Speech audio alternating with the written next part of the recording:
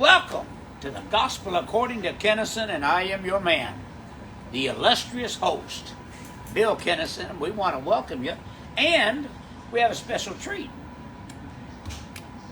A lot of you still remember Susie. She hadn't been on here for what, 2 years? Oh no, we left 4 years ago for her. 4 years ago. For you that have been with us from the very beginning, you remember her. She's our signer, and we're doing this from a boat. Yes, we are on a boat in Mexico right now, and we may have to remember abandon ship because there is an alarm drill going off, as we speak. So if we have to immediately cut off the video feed, you know why. We have to immediately leave because it's like the Titanic all over again. We'll do it, but we'll do whatever we have to do. Right. And we're still here. Yep. We decided to take a cruise, which I told you all about, and we got several of them in here that have that usually is in our audience. It's here live. Good morning, Don Morin. Don Morin's watching. Yeah, I know. He's right downstairs somewhere. And but anyway, so I don't even know, Radiance, I guess. The boat's called the Radiance. Radiance, yes. And we're docked in Encinitas. Did I say that right? Ensenada. Oh, Mexico. Ensenada. Yes. Mexico. Hi, Misty. We miss you. You should have been here too. Who's that? Misty Soper. Yes, she should have. I did try to get her here, and we love her. She'd fit right in with this group. She would fit right in. Everybody here loves her. Yes, they do. We've got kind of like a social media going on, where they talk to each other. Forget about me. That's right. No, they're checking each other. If somebody has a prayer request, you'll see all of them jump on board. I'm praying for you and everything else. But we're excited. We're excited to be here. I'm excited to be with Susie. And I do remember my hallelujah. Yeah, your hallelujah. So if I jump up and do that for the deaf folks, they'll know that that what I'm doing. The rest of you think I'm losing it. But that's all right. That's all right. Good morning, Jeff McLaughlin. He said he wanted to be here. Yes, I thought he was going to come there for a while. I really did. He just couldn't get here. And, time of year he had to work. Yep. Well, hopefully we'll do this again sometime. But we've been having a ball. We've been having many disco balls. Some of us. That's some kind of drink that nobody seems to know what's inside of it. No, you just drink it. Yeah, you blindly get handed this ball and drink. And yeah, I know. It's 3 kinds of rum. It's a lot of faith. Oh, and 3 kinds of rum. Okay. Joe Sumter says hi, Susie. Oh, you're going to hear Joe. other people just jumping in on the broadcast here. So don't let that bother you. And I was so excited to see Taylor. Oh, I know. Our daughter Taylor our daughter Chelsea. Yes, both of them. Both of them. But Taylor went through a bout of cancer that you're right. we prayed Taylor a lot had for. cancer, and we thank everybody for all of their blessings and prayers. I know it helped. It absolutely did. She has been cancer-free for 3 years now. All right. Yes, thank you. Anyhow, here we go. Attention, may I have your attention, please? The voice of God. Keep talking. I It's don't just the think. captain of the ship. Don't worry about it. This is going to be interesting. Did he say taco boats? Taco boat. Yeah, taco bout. Go to taco boat 3 or 4. I'm like hearing that. I'm like, I can't even understand it. She's standing there. She's signing what he's saying. Yes. Anyway, we need to get into this morning. And, I grew up with a lot of questions. The way that I was raised and everything else, especially in a Pentecostal preacher's home. And we were surrounded with just religion. Just religion. I've said many times on this program, I think for folks that wasn't raised in church, this message is probably a lot easier to accept. Attention for 3 only. Attention! Area by I-95 in front of See, he even wants you to pay attention to this. See, he's speaking in tongues now. And we have an interpreter here, just like the Bible said you should. There's one that speaks in tongues, another should be able to interpret and bring the Word of God to I'm you. hearing him. Oh For man. 3 lolly, 10 to be avoided. 160 100. I have many questions as well. 100. I don't know if you all can hear You know what's what? going on. So for some reason, I don't think Paul dealt with these kind of problems. I know that one time it was so quiet and he'd preached so long, a guy fell out of the window and killed himself, actually. And Paul went around and raised him back to the dead, and they put him back up in the window to hear the rest of the message. So they were desperate about it. Good But, you know, morning, Mary Harding. we have been taught that we can talk to God, but God doesn't necessarily talk to us. We can talk to God, but God doesn't necessarily talk with us. That's pretty much how religion has presented it. We call it prayer. We can talk to God. Well, I'm here to tell you that no, you talk with God. God talks to each one of you. I'm going to show you that this morning in this lesson. He talks to you. And he doesn't have to use a preacher. He doesn't have to use someone else to do that. He talks to you, and if you listen to that, you'll be successful. You'll be prosperous. You'll be healthy. If we like to, every once in a while, see somebody post something on Facebook, goes, if you could talk to someone in heaven for an hour, who would it be? And invariably, they would say, well, it'd be Judas. Judas, yeah. Judas? Okay. Yeah, this isn't messing me up any. It would be Jesus. Well, you can talk to Jesus and he can talk to you right here. You have God in you. Somebody said, how do I know this is for you? I'm going to tell you why. Because we are led to the truth that we are ready for. A lot of folks aren't ready for this truth. That's just a fact of life. You know, they've been raised, talking to someone before we even came on this program this morning, how they're raised Catholic. And a lot of folks never get out of that mode. I was raised Pentecostal. A lot of folks never get out of that mode. That's as far as they're ever going to hear truth. And so when they hear this, there's no spirit of receptive where they can receive what this is said, because God will only give you the truth that you're ready to hear. I used to really be frustrated when I'd preach. Is that? Frustrated. Yes. Oh, I thought you were talking about me preaching. Yeah. No, frustrated. Had it up to here. But I used to get frustrated when I preached, especially if I felt like the people weren't listening or weren't getting what I was preaching to them, what I was teaching to them, because I thought it was so simple. How can you not get this? It's so simple. And then I remember one night God spoke in my heart. Went back to, I think, my motel where I was staying, and I was there, and I was just so mad. And I remember God speaking to my heart, going, "What are you upset about?" And I go, "They're rejecting the word. They're rejecting the truth that you've given me." And I remember God putting in my heart, they don't have the ability to reject truth, because truth would make them free. And so they hear what I allow them to hear. I love them so much that they hear what I allow them to hear, so that I can't hold that against them. And that totally changed my whole attitude. And I thought, all right, if I'm planting the seed, I'm planting the seed. You see, the truth is, God talks to everyone, regardless. Now listen, regardless of whether they're good or they're bad. God talks to everyone. I remember my father told me when I went to Bible college.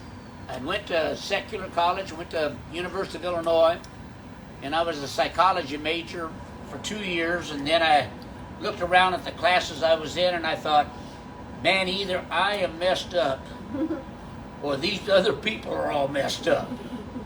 And so I decided I was getting out, and then that's when I decided I'm going to go to Bible college. I'm going to be a preacher. And I really did it because of my brother Richard, because I thought that'd be the only way he'd be successful in life, and he was made for that.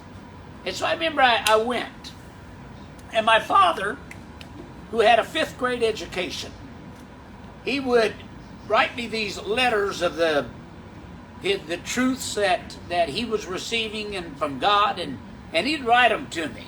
Well, I've been to college. I'm in Bible college. I know everything. You know, I don't know how people could be so slow in life, and I'd be so smart. And I'd read them, and I think, well, and I love my dad. I idolized him, but I thought, man, he's messed up. I remember I took our college break, and I went home, and so my dad asked me, said, did you get the letters? Because I hadn't responded to him. He said, did you get the letters that I sent you? And I said, yeah. And he goes, well, what do you think? And I remember, you know, being the wise college student that I was, I told him, I said, well, Dad, you got to get around preachers. You know, you're spending too much time by yourself, and you're getting this weird stuff. And so my father, I'll never forget that he looked at me and he had that same smirk that Sam had. And that smirk came on his face, and I remember the words that he told me. When the student is ready, the teacher will appear. When the student is ready, and I don't think he created that. I think that saying probably been around a long time. That's the first time I heard it. And now, many years later, I realize that everything that has come into my life, good or bad, has come from God. Now, that's a tough statement, but I really believe that. On New Year's Day, I'm giving my life story today. I know, thank you. You're welcome.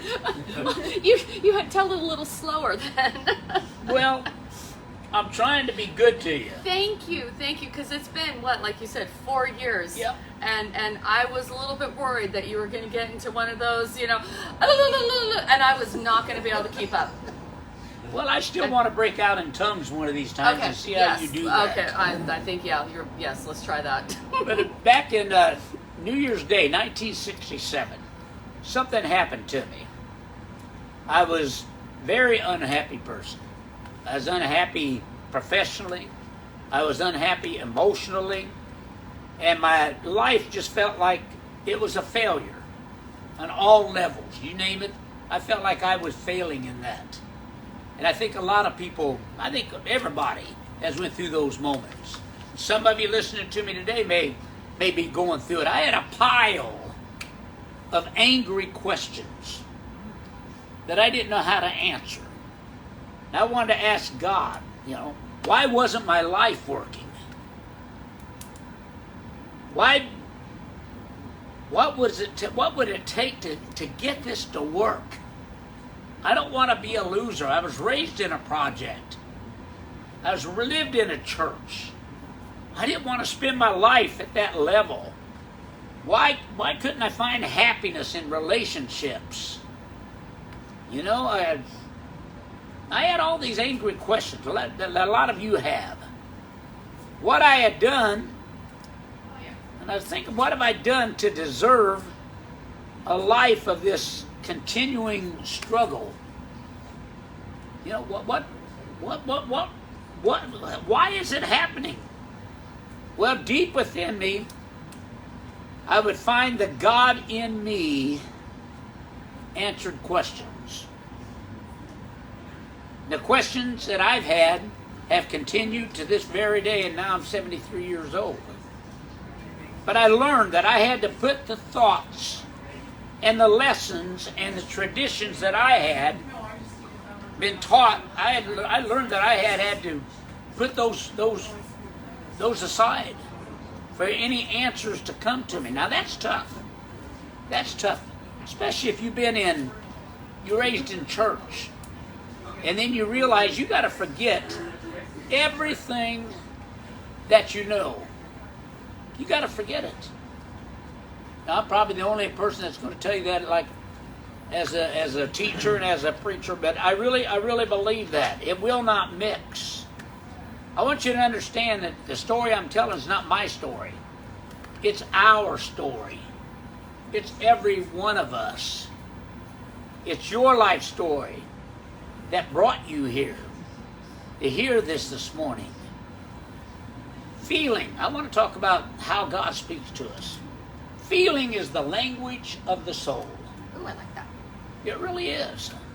If you want to know what's true for you and about you, look at how you're feeling about it.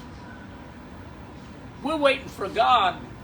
And I literally, back when I was young, I remember when my father died, and I was sitting I was in the middle of a revival, and I sat in this office getting ready to go out and preach. And I remember asking God, just speak to me. Let me hear your voice. I wanted an audible communication with him. It never came.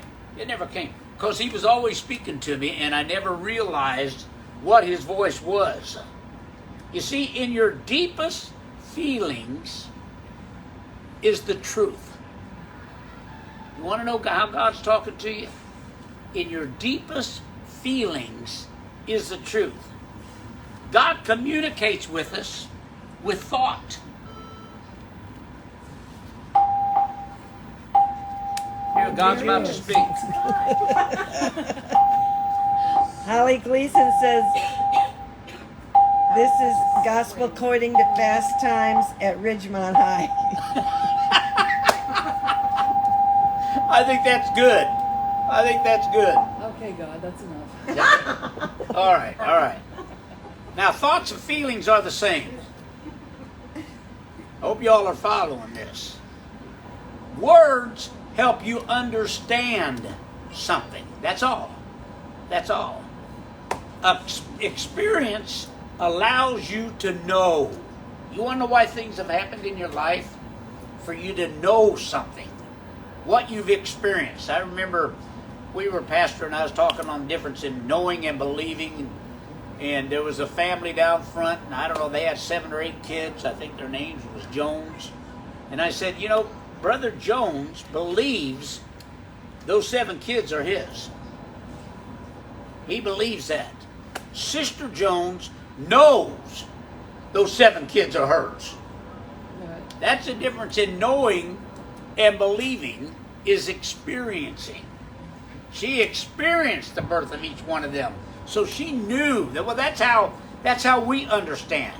Experience allows us to know. The difficulty in knowing the difference between the message of God and information from other sources, such as preachers, books, lessons, the difficulty is knowing the difference between the message of truth and what's just words. What's just words. I've learned that God is always the highest thought, your clearest word, your grandest feeling. That's God. That's God. The highest thought is always the thought that contains joy. The highest thought, not all your other thoughts. I'm talking about the highest thought. It contains joy. The clearest words are those words which are truth. Sometimes they're so clear, we have trouble accepting them as truth. The grandest feeling is the feeling of what we call love. Joy, truth, love. See, I've slowed down a lot since we used to do this. Thank you. The most powerful message and the most powerful messenger, though, is what we were talking about, is experience. Now, who does God communicate with? Are there special people? I know preachers make you want to think that there's only special people that God talks to, and they're one of them. And coming from a Pentecostal church, it wasn't unusual for a preacher to say, God spoke to me on the way to church today. And he made it feel like that God had audibly spoken to him. And I thought, man, if God spoke to me on the way to church today, I'd probably be in the hospital from wrecking my car or something, drive down the road and this is God. That's it, I'm done. I'm done. But they make you feel that way. Everyone Everyone is special. And all moments are golden. There's an echo in you. Oh man, Valerie, this is about as disorganized as any program we've ever done. Don't break the fourth People are loving it. That's right.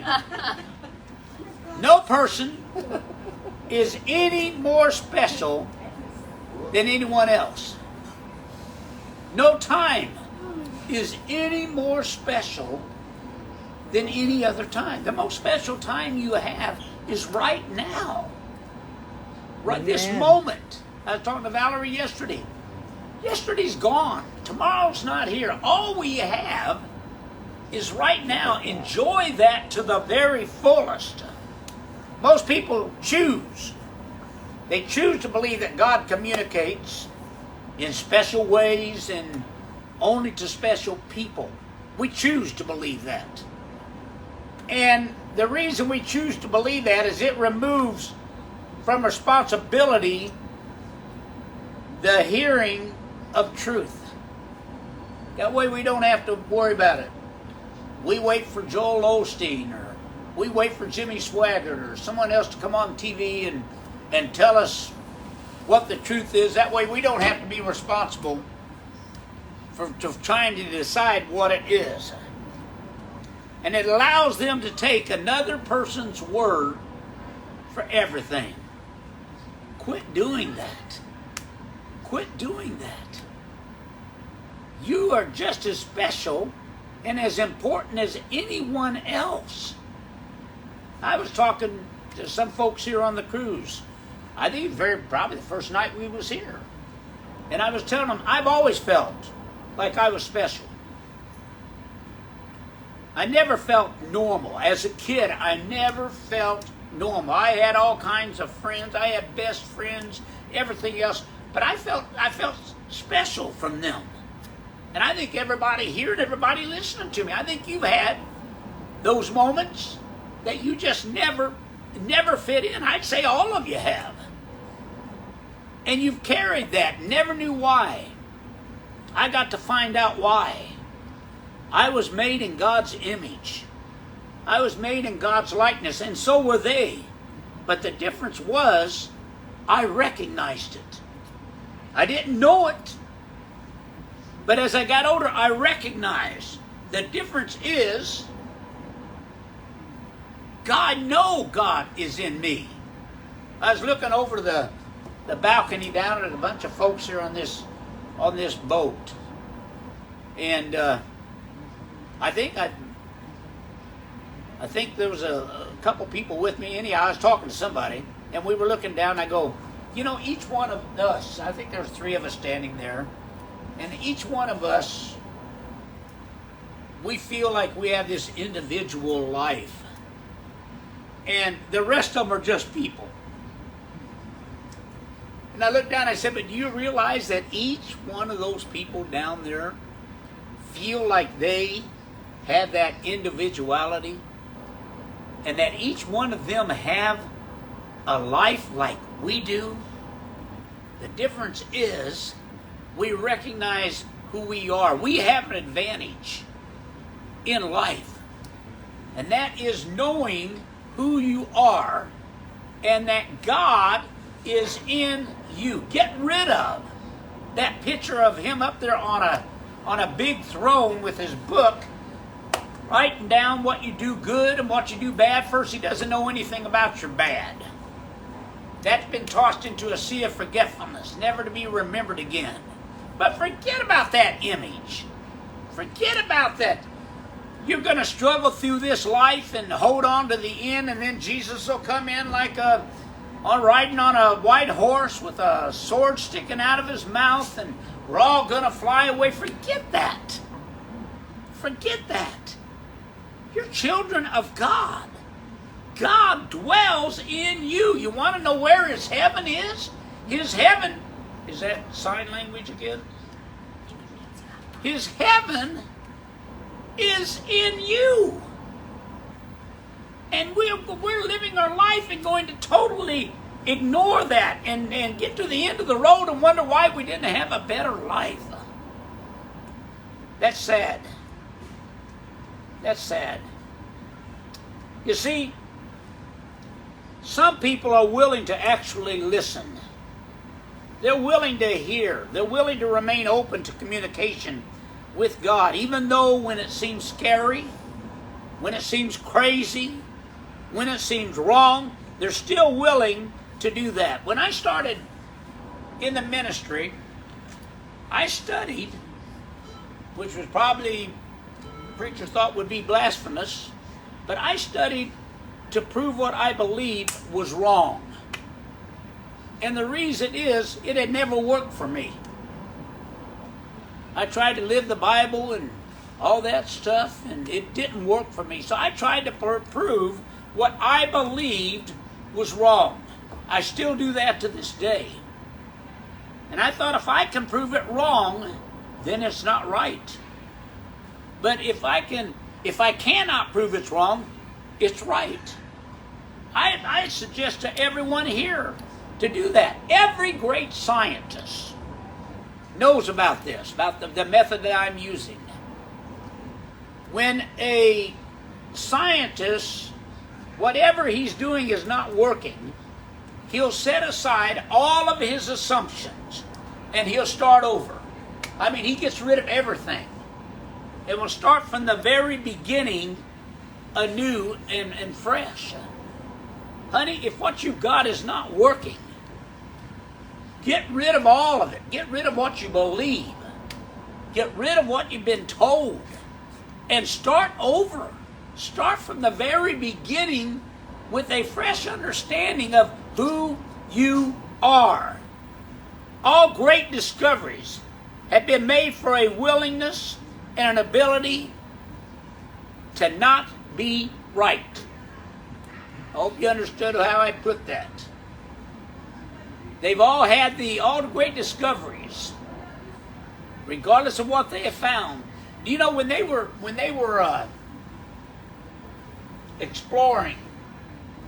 And I actually, when I was in college, I actually went to the library and I found these old maps that were made of what was discovered. And then I thought it was amazing because they literally, and I'm telling you, you can go and see it yourself. They had these areas that hadn't been discovered. And you know what they wrote on it? Beyond here, there be dragons. Other words, I've discovered this much. Don't go any further. Stay right here with what I've discovered, because you go any further, there be dragons. Well, they don't know that. Columbus, when he took off to just discover, he was told he'd go out so far and fall off. The end of the water would stop, because the earth was flat. Think about that. And so they really thought when you went out there and you got out of their sight, well, Columbus was a good old guy. Sad to see him do that. He should have just stayed here. And he discovered, well, I don't think he discovered it. Native Americans was here, but I guess we don't give them credit enough to be smart enough that they discovered their own land. I won't get into that. I'll try to stay away from it. Ladies and gentlemen, on behalf of our captain, for drill purposes only, abandon ship. All right, we're out of here. Okay, we're out. We really are out of here. We love you. God love you. Sherry loves you. Susie loves you. I'm glad to have her back. It was great. Thank you. Probably the best part of our trip. Being Well, right here with you. Well, thank you. Everybody's going like this. Hallelujah. All right, we love you. For We'll all see. personnel not yet accounted All for right. and checked in, Hi, Misty. please proceed to Hi, lifeboat Misty. 4. Once again, for all Hi, personnel Jack. not Hi, accounted Jack. for Hi, and not checked Marcy. in, Yes. please proceed Everybody. to lifeboat 4. For some of you don't know, but you see him all the time on our comments, is that Stan, who's the husband of Sharon Stein. Yes. Then you had Valerie over here. You had Kid and Peggy Deshawn. Yes. You see the illustrious Mark, the husband of Susie, and let me tell you something. Only time I have ever let someone else do my program, I wasn't able to do it, and rather than canceling, I had Mark do it. He was also the chief elder in the church that we started, and you've got Judith Walker here, and then we got all the way from Boston. Woo. Yes, Worcester, Massachusetts. Worcester, that's right. Worcester. I always pronounce it bad. Worcester. And that's Sandra. Mrs. Skurzing. Sandra Skurzing. I'll give you one story about them, and then we are going to. Angeline. Oh, Angeline. I forgot about Angeline. She was my surprise. I'm gonna give you one story, and then we're out of here. And it involves Before we Sandra. abandon ship. Her son and daughter-in-law were getting married, and so they wanted me to marry them in Worcester. Worcester. And so they flew me up there. They treated me like a king. They did. It couldn't have been any better. We had a beautiful. It was a mix of Italian and Vietnamese, and I thought, I don't know how this is going to work out. But it ended up just what? Am I right, Sandra? And it was beautiful. We did some of the customs of each one of their lineage, and just a beautiful wedding. Their son Michael spoke and sang, and people crying, people laughing.